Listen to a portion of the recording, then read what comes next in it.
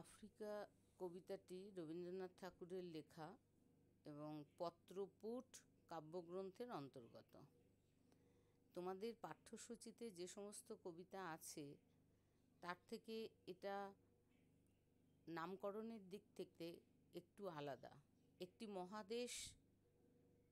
মহাদেশের যা নাম সেই নামে এই কবিতাটি রচিত হয়েছে। ইউরোপ মহাদেশে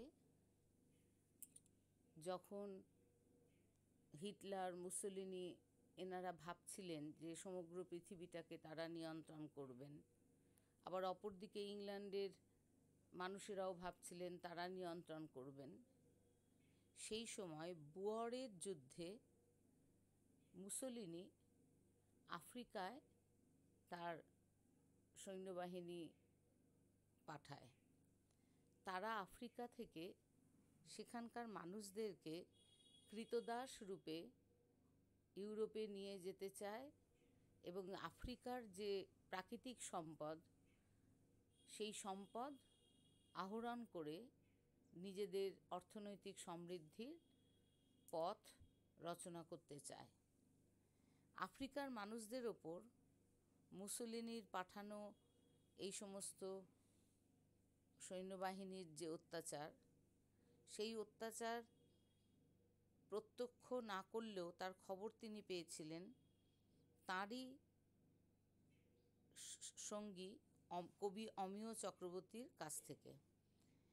বিশ্বকবি বিশ্ব সম্পর্কে অবহিত ছিলেন, এটাই স্বাভাবিক। অমিয় চক্রবর্তী তাকে অনুরোধ করেন যে আফ্রিকায় ঘটে চলা এই অমানবিক কাজের সম্পর্কে কিছু লিখতে। কবি তখন এই আফ্রিকা কবিতাটি লেখেন। কবি নিজেও একটি পরাধীন দেশের নাগরিক।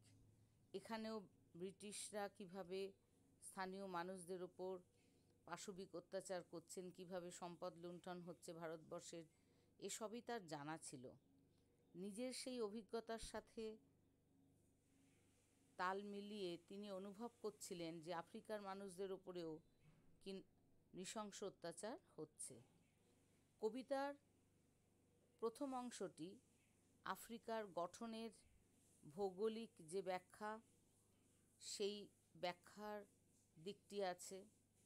তারপরে রয়েছে ইউরোপীয় সাম্রাজ্যবাদী শক্তি কিভাবে আফ্রিকার মানুষদের ওপর আক্রমণ করে সেখানকার সম্পদ অধিকার করতে চাইছে, তার একটা চিত্র বা ছবি। তারপর তিনি শেষে মানুষের সভ্যতায় মানুষের কি করণীয় সে সম্পর্কে একটা নিজস্ব দৃষ্টিভঙ্গি প্রকাশ করেছেন। প্রথম অংশে তিনি যে ব্যাখ্যা দিচ্ছেন সেখানে ভূতাত্ত্বিক গঠন বা জিওলজিক্যাল যে ব্যাখ্যা, সেই ব্যাখ্যাটা কীরকম, টেকটনিক প্লেট থিওরি বা পাত সঞ্চরণশীল তত্ত্ব। এই সবুজ অংশের আফ্রিকা, তার পাশে যে আরব উপদ্বীপ বা উত্তর অংশে যে ইউরোপের অংশ, বোঝাই যাচ্ছে যেন এরা এককালে এক হয়েছিল, যুক্ত হয়েছিল। তাই কবি বলছেন, স্রষ্টা যখন নিজের প্রতি অসন্তোষে নিজের সৃষ্টিকে বারবার করছিলেন বিধ্বস্ত। অর্থাৎ এটা একটা ভৌগোলিক ব্যাখ্যা, প্রাকৃতিক ব্যাখ্যা, মহাজাগতিক ব্যাখ্যা।